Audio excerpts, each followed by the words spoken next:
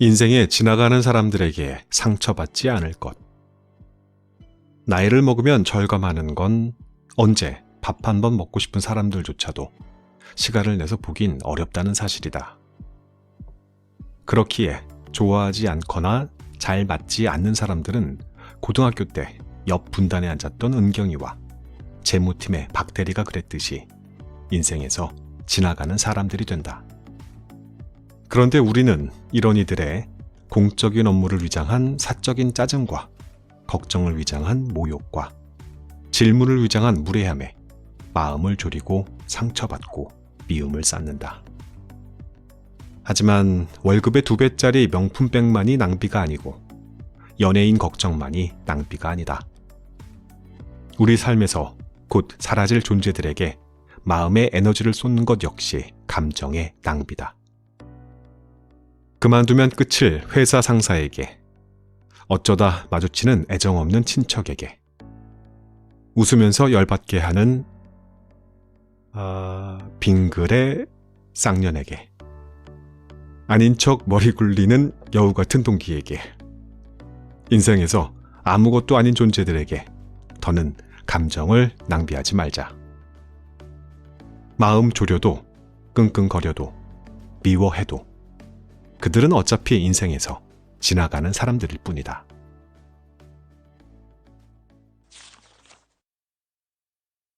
스스로 선택할 것.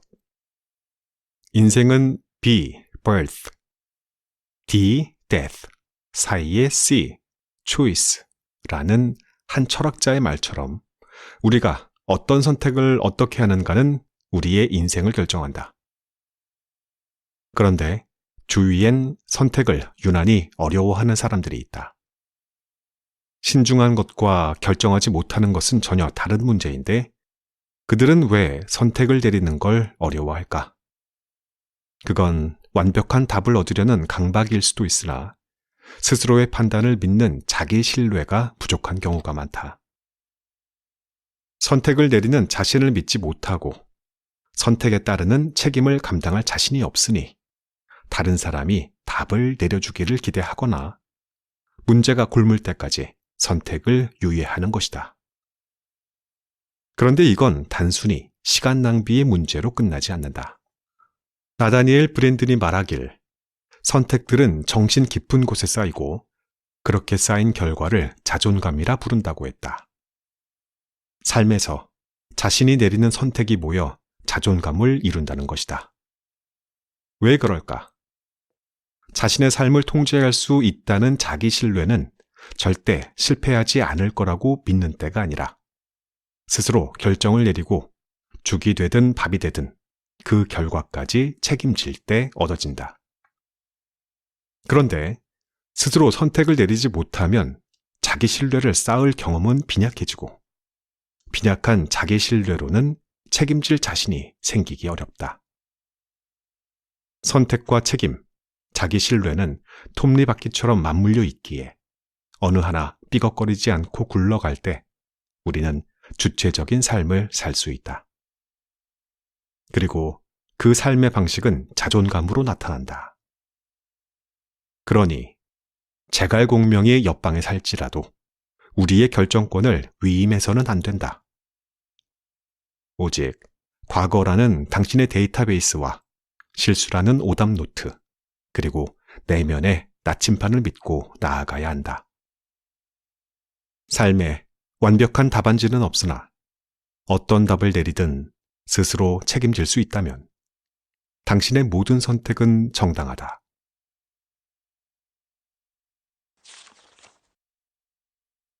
문제를 안고도 살아가는 법을 배울 것.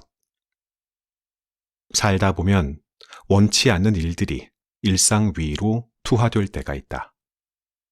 그리고 어떤 일들은 딱히 해결책이 존재하지도 않는다. 다시 되돌릴 수 없는 일, 과거의 실수가 현재의 발목을 붙잡는 일, 오랜 시간 돌보며 그때그때 덧나지 않도록 관리해야 하는 일. 그런 일들이 들이닥칠 때 손상된 삶 따위는 내팽개치고 싶다는 생각이 든다. 인생도 닌텐도 게임처럼 리셋하고 다시 시작될 수 있다면 얼마나 좋을까? 이번 생은 망한 것 같으니 죽은 듯이 살아가야 할까? 내게도 그런 순간이 있었다. 하지만 그런 생각을 하다가도 끝에는 그래도 나는 살아가고 싶다는 결론에 닿았다.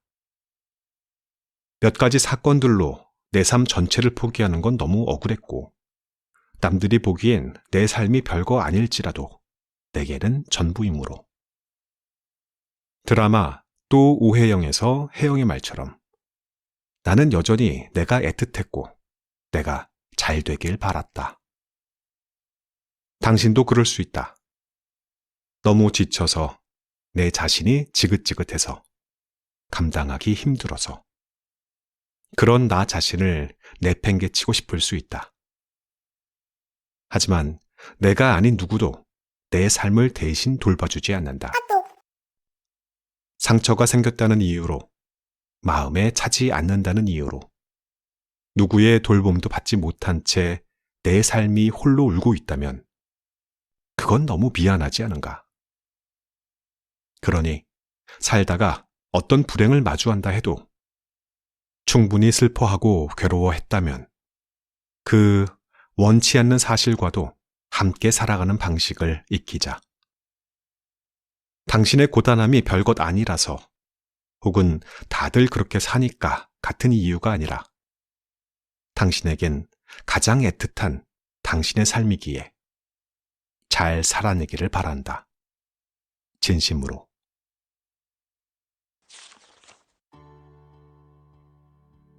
충분히 슬퍼할 것. 우리는 살면서 많은 것과 이별한다. 때론 소중한 사람과 이별하고, 사랑받지 못한 채 지나가 버린 어린 시절과 이별하고, 자신이 품었던 이상과 이별하고, 젊음과 이별하며, 자신이 믿어온 한때의 진실과 이별한다. 이 모든 이별에는 길든 짧든 애도가 필요하다. 애도란 마음의 저항 없이 충분히 슬퍼하는 일이다. 그런데 우리는 고통을 마주할 용기가 없어 억지로 외면하거나 억누르고, 혹은 자신의 마음을 미처 이해하지 못해 자기 자신에게 슬퍼할 기회를 주지 않는다. 프로이트는 충분한 애도를 하지 못했을 때 우울증이 발생한다고 했다. 감정이란 건 밖으로 새어나오지 않도록 틀어막는다 해서 사라지는 것이 아니기에 애도의 과정을 거치지 못한 상실은 씻겨 내려가지 못한 채 우울이라는 웅덩이로 고이고 우리를 앞으로 나아가지 못하게 한다. 만약 당신에게 이유를 알 수 없는 불안과 우울이 머무르고 있다면 우리는 그 실체를 찾아야 한다. 꽁꽁 숨어서 한눈에 보이지 않을지라도 질문하며 단서를 찾고 탐문하여 그 실체에 다가서자.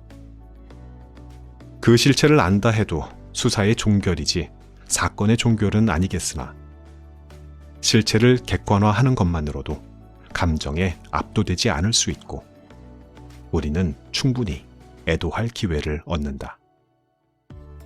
그러니 당신의 심연에 묻는다. 당신은 무엇과 이별하였는가? 그 어쩔 수 없었던 모든 것들에게 애도를 보낸다.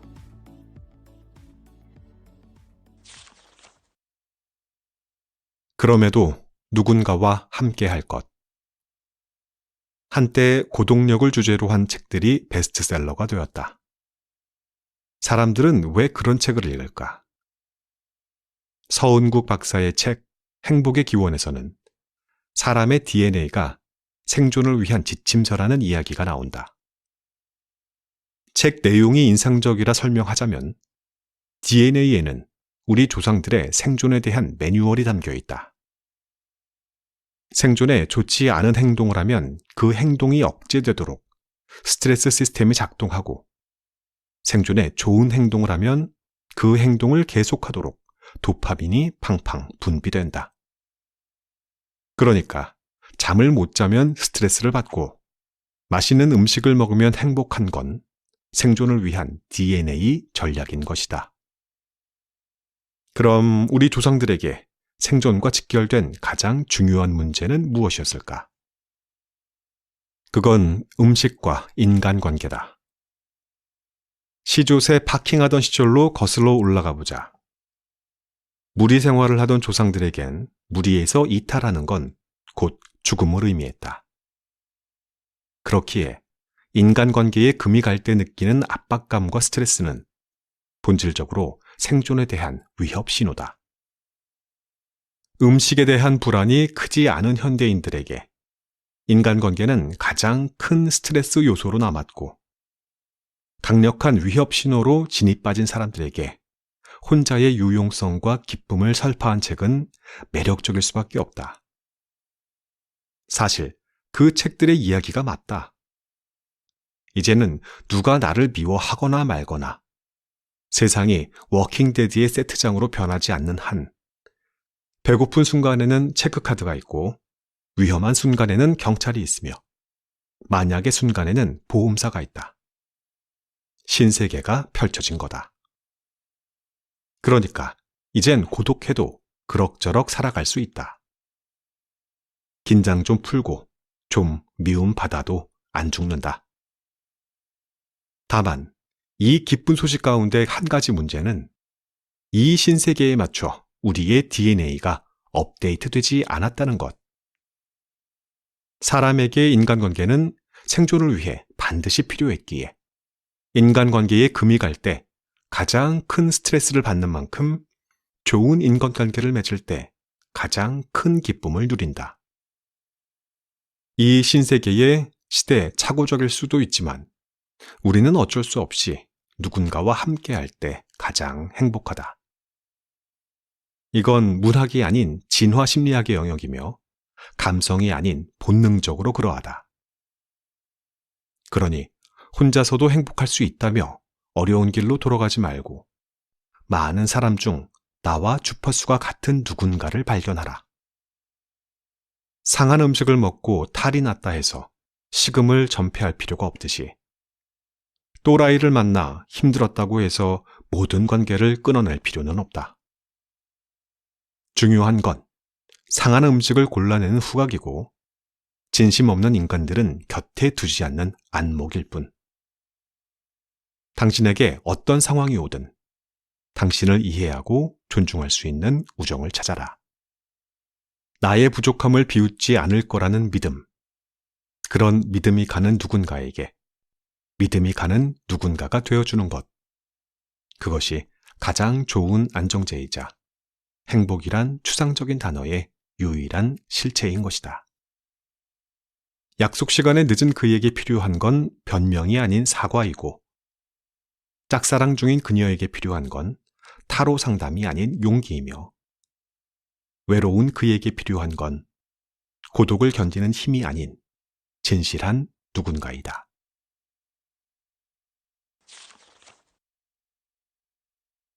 행복을 삶의 목적이라 부르지 않을 것.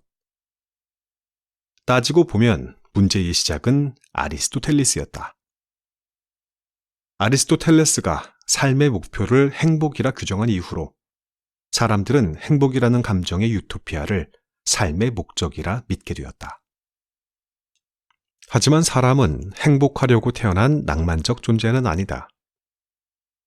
인간의 원시적인 감정은 기쁨, 분노, 혐오, 공포, 슬픔, 놀람, 이렇게 6가지인데, 인간이 행복하려고 지구에 왔다면 긍정적인 감정을 딸랑 한 가지만 세팅해 두었을 리 없다.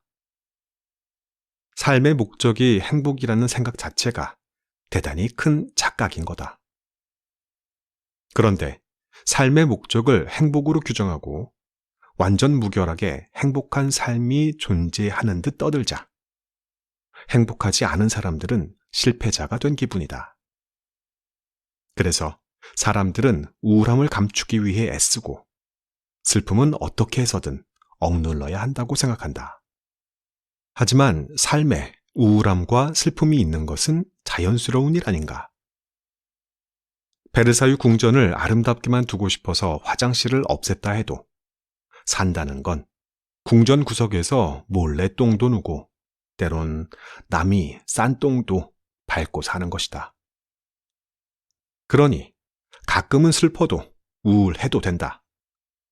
그 시간이 없다면 행복이 무엇인지 우리가 어떻게 할 수 있겠는가?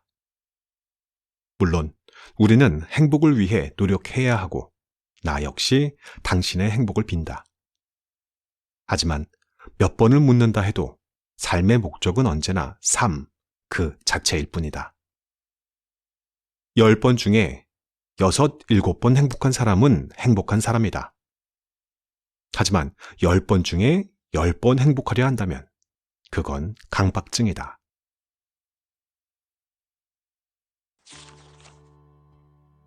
지나간 과거와 작별할 것. 초등학교 2학년 때 담임 선생님은 반 아이 중 몇 명을 유독 예뻐했다. 수업 시간엔 항상 그 아이들에게만 질문했고 늘 그 아이들을 칭찬했다. 나는 나를 주인공 옆에 앉아있는 엑스트라 같은 존재구나 라고 생각했다. 지금 생각하면 어린 내가 그렇게 느낄 정도니 어지간히 편애를 하셨나 보다.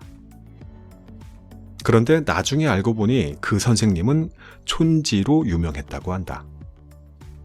한 번은 선생님이 엄마를 불렀었는데 엄마가 빈손으로 찾아가자 면박을 준 일이 있었다고 한다. 몇몇 아이들을 예뻐했던 이유는 따로 있었나 보다. 하지만 그때의 나는 어른도 잘못할 수 있다는 걸 알지 못했다. 그저 내가 주인공이 아니구나 하는 생각을 했고 그 생각은 꽤 오래 마음에 남아 있었다. 세상엔 참 미친 인간도 한심한 인간도 많다. 그 사람들은 어린 시절 우리 내면에 상처를 주기도 했고 지금까지 해결되지 않는 문제로 남아 우리를 잡아끌기도 한다. 그래서 많은 이들은 현재의 문제를 과거에서 진단한다.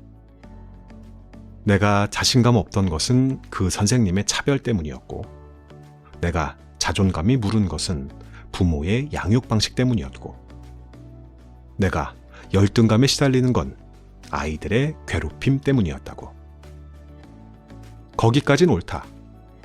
하지만 우리가 과거를 통해 현재의 문제를 진단하는 것은 그 과거에 머물러 뒤늦게 보상받기 위함도 아니고 자기 연민에 빠져 비운의 공주님 취급을 받기 위함도 아니라 그 고리를 끊고 앞으로 나아가기 위해서다.